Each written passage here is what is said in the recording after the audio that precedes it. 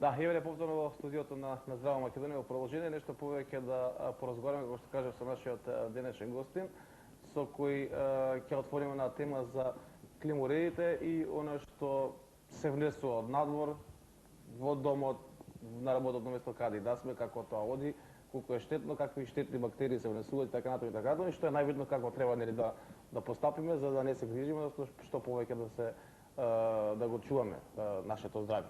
Добро утро за господин Наце Ванов. Добро утро, Роберт. Инаку биохимичар, Физиолог. Да, расположен е. Драго ми е што успеавте да ни сконтактирате преку онаа фан страница Здрава Македонија 2. Пајте, на тај таков начин да се обознаеме и да се договориме за да се видиме во студио да поразговараме, посебно ако знаеме дека климоредите се уште се пуштат, голем брат фамилиите ги пуштат и за зимата, иако летото пополека одминува, но некаде загреало, не загреало, па ете климата знае често да помогне посебно во вечерните часови. Кусе како вовет, ќе ја прашам. Се многумина знаеш, ќе прашаат доро што е сега со климоредите, ние порано клима да не сме користеле, се пуштале еден мал вентилатор, па и тој ни бркал работа, значи не било волку топло, или сега овие нови генерации не поднесуваат, значи мора да има нешто конкретно. Токму така.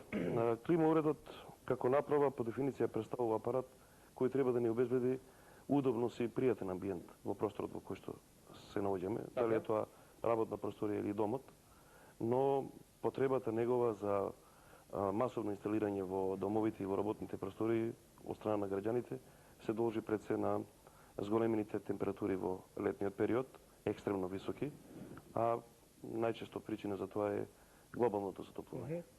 Сега во услови на современо живење и процес на индустриализација и примена на софистицирана технологија и техника, сведоци сме дека поголем дел од тие индустријски капацитети емитираат во надворешната средина, во атмосферата, полутанти, тоа се загадувачи, кои директно влијаат врз зголемување на температурата амбиентална на надворешната средина, на воздухот, а со тоа и пробивање на таа така наречена заштитна обивка во атмосферата на земјината топка, тоа е озонот.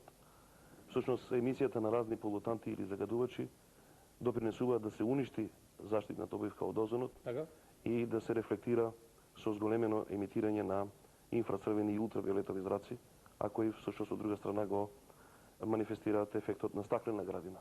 Од тие причини се соочуваме со проблема да речиси од година во година температурата во пролетниот дел или во летниот период конкретно е зголемена барем за 2 до 3 степени во однос на преходната.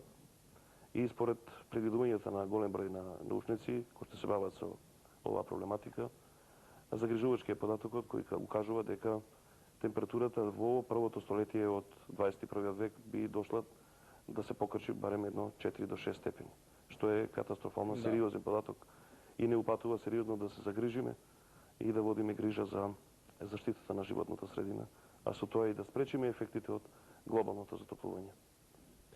Така, да, добар момент за нешто што следува да го подискутираме во продолжение.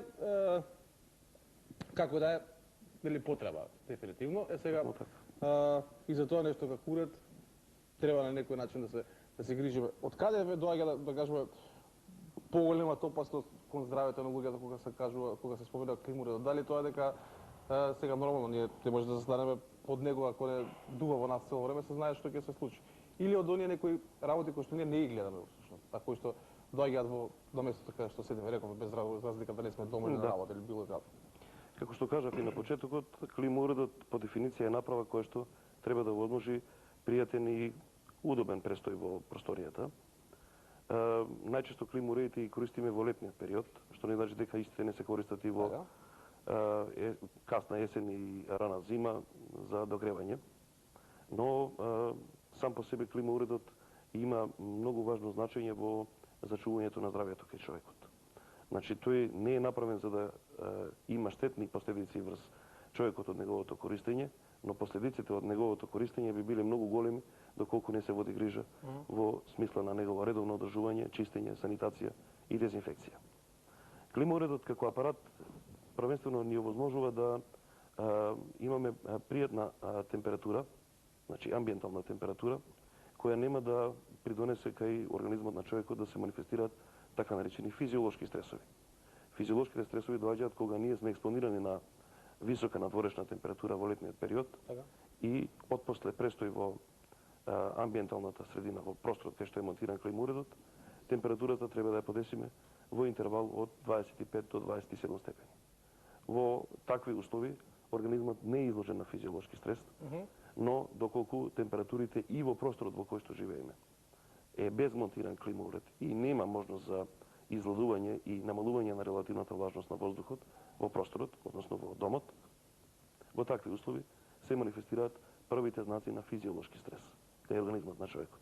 Тоа подразбира расширени крвни садови, забрзана работа на срце, зголем минутен волумен на срце и дистрибуција на крв во периферијата, во кожата, кое што од друга страна пак треба да овозможи да имаме физиолошки процес на така наречено ладење на организмот преку процесот на потење или евапорација. Така? Доколку го немаме климауредот, тогаш организмот е изложен на така наречен физиолошки стрес. Значи оддава интензивно пот за да го излади, се доведува во состојба на дехидрација, има забрзана работа на срце, недоволна е концентрацијата на кислород, на молекуларен кислород во воздухот, тоа значи дека мозокот е недоволно снабден со крв, со хранливи материи во него и со кислород, бидејќи процесите на координација се всушност условени од работата на мозокот. И сите процеси зависат и се условени од неуроендокриниот систем во организмот на човекот. Доколку пак биде во услови под влијание организмот на човекот, кај климауред кој што например е екстремно ниско подесена температурата. Трувачат до 18. Да, како што тоа најчесто сум имал прилика да го видам кај поголем дел од корисниците на климауреди, да ја спушта температурата на 17, па дури и 16 степени, сметајќи дека со таквата команда на апаратот ќе овозможат многу брзо и пријатно ладење. Забораваат дека надворешната температура во летниот период е дури до 45 степени под сенка, а на отворено може би 60 да биде. И сега што се случува?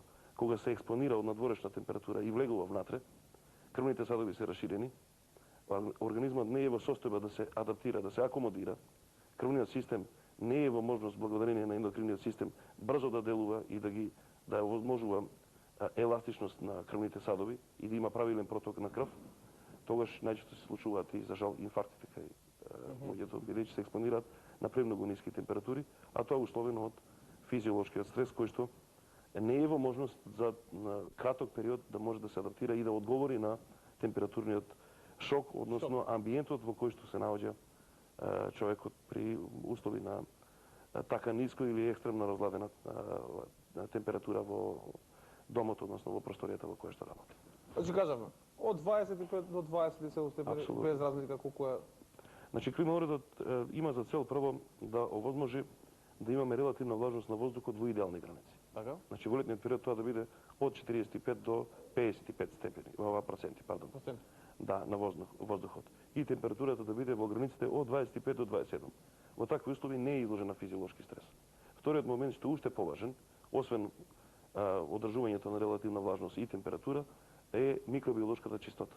Климауредот сам по себе внатре во внатрешната единица има интегрирано филтри кои што треба да спречат при циркулирањето на воздухот во домот или во просторијата во која што работиме, филтрација на воздухот. Но, за жал, тие филтри се во можност да филтрираат некаде на 85 до 90% од сите бактерии, габички, вируси, прашина и така натаму. Останатиот дел, заради нивната порозност, бидејќи имаме биолошки контаминенти, кои што се со многу помала големина во однос на големината на порозност на самите филтри, тие ја пробиваат таа заштитна мембрана, навлегуваат во внатрешноста на уредот и турбината, бидејќи го врти постојано воздухот во внатрешноста на уредот, а со тоа и одавање на изладен или разладен воздух со помош на турбината, всушност се емитува и различни биолошки контаминенти, кои за цел па имаат да има негативни влијанија или реперкусија негативна врз здравјето на човекот, со манифестација на голем број на заболувања кои за волја на вистината можат да бидат во дадени моменти и фатални, со губење на животот. Да. Од тие причини, оправданоста од користењето на климауредот е многу голема и бенефитот е позитивен, како направа, доколку го користиме, но доколку не се води грижа во неговиот правилен начин на користење, одржување, редовно сервисирање, чистење и дезинфекција, се јавуваат сериозни заболувања кои, како што реков, може да бидат фатални по здравјето. Да, треба да се внимава, да, апсолутно. Има ли сега некои, ви како стручно лице, некои такви скрини благодети кои што може така малку постручно да ги објасните? Мислам, стручњаците повеќе ги забележуваат, нормално да ги објасните, освен тоа што лето нели ќе не Да. олади, а зимно време знае да не загрее. Климауредот во неговата внатрешност, бидејќи постојат поголем дел на интегрирани делови во неговата внатрешност, и секој од нив има своја задача. Така? Како што реков по дефиниција, климауредот треба да го повлечи топлиот воздух, еве кога станува збор во летниот период во услови на операција ладење. Значи топлиот воздух го повлекува, го филтрира со помош на кондензаторот кој се наоѓа под филтрите. Тоа нашите гледачи можат да го забележат кога ги чистат филтрите, дека постојат едни ламели, така наречени решетки, и низ кои кружи преку систем на сврзани садови фреонот. Тоа е разладниот уред, всушност гасот со помош на кој преку компримирање со помош на компресор треба да се обезбеди што пониска температура и одавање и размена на топлиот со ладниот воздух. Кога се повлекува топлиот воздух, истиот се филтрира, понатаму се разладува и преку турбината се одава пак во внатрешната средина. Со една напомена, кај голем број на луѓе има заблуда дека сплит системот, бидејќи има внатрешна и надворешна единица, сметаат дека надворешната единица го повлекува надворешниот воздух и преку системот на тие сврзани елементи или цевки го одава во внатрешност, што не е точно. Не е така, да? Да, имено климауредот преку внатрешната единица и турбината интегрирана во него повлекува топлиот воздух, го разладува и повторно го враќа и дистрибуира во просторијата во која што истиот монтира. Сега, со текот на времето, со текот на операцијата ладење, освен повлекувањето на воздухот преку турбината и поминување на истиот преку филтрите, заедно со воздухот се повлекуваат и биолошки контаминенти. Тоа се микроорганизмите, може да биде прашината, правот, поленот и така натаму. И истите, филтерот, како што реков и пред малку, од 85 до 90% успеваат да ги задржат на својата површина, спречувајќи со тоа да се залепат на кондензаторот и оттаму со помош на турбината повторно да се вратат натаму. Но тие што се со помал пречник и големина, ги пробиваат заштитните бариери на филтерот и преку турбината се враќаат повторно назад, со тоа што претходно им се овозможува, благодарение на влажните места, бидејќи во климауредот при операција ладење, сите сме приметили дека се ова капки кондензат кој што во надворешната средина истекуваат во форма на вода. Всушност тоа е топлиот воздух кој со помош на фреонот е разладен, кондензиран и преку форма на капки од вода се изфрла во надворешната средина. Тоа е всушност правото место и легло за како идеално место за размножување на микроорганизмите, првенствено на бактериите, бидејќи истите бараат за да може да се размножуваат влажни и темни места. Тоа всушност им го овозможува климауредот и со текот на работењето голем број на колонии од тие бактерии и нивните спори се размножуваат за да отпосле при повторното вклучување турбината, бидејќи испушта воздух некаде од 450 до 550 метри кубни воздух во еден сат, што е огромна количина на воздух кој што се дистрибуира. Всушност при вклучувањето преку турбината се диспрезираат тие фини честички кои се невидливи за голо око, дали тоа ќе бидат алергени кои што се од протеинска природа или пак ќе бидат некои други биолошки контаминенти како што се бактериите, вирусите или габите и истите всушност се одлеваат во просторот, се диспрезираат во форма на фини честички невидливи за голо око, а како крај резултат е нивно вдишување. Кога се вдишат, се манифестираат и првите симптоми. Има тука некои од фотографиите кои што ги донесовте токму за емисија. Да. Ако може режисерот само да покаже колегата, мислам дека тука приклучив секако што треба. Фотографијата да ја видиме, само па да објасниме кога веќе ги фотографијата од компјутерот. Е тоа. Да, тоа е типичен пример за бактеријата Legionella pneumophila, која што е изолирана и пронајдена токму од климауредите. Еве, ако ми дозволите, еден краток вовед за таа бактерија, Legionella pneumophila. Да знаеме колку е изолирана и пронајдена во еден хотел во Филаделфија, во Америка, во 1976 година од 20 век, од минатиот век. Имено група од некаде 200 по број војни ветерани на еден собир во тој хотел. Така? После завршувањето на тие церемонии, односно давање на коментари, евоцирање на спомени, се сместени во хотелот, а во хотелот е инсталиран централен тип на климатизација. Се забележува дека за 24 часа од нивниот престој, кај поголем дел од воените ветерани, се јавуваат првите симптоми на инфекција. И веднаш се алармираат на течните служби, сметајќи дека проблемот е во можеби во некој пијалок, во некоја храна или пак евентуално изложеност на некои агенции. Но после наредните 24 часа се забележи дека кај нив сериозно се влошува здравствената состојба, истите се хоспитализираат и се докажува дека кај нив има тешки форми на инфламација, на инфективни заболувања, кои како крајен резултат го имаат воспаление на белите дробови. Се алармираат службите, Департаментот за здравство, секторите за животна средина, инспекторати за храна, што ги имаат во Америка. Се поред.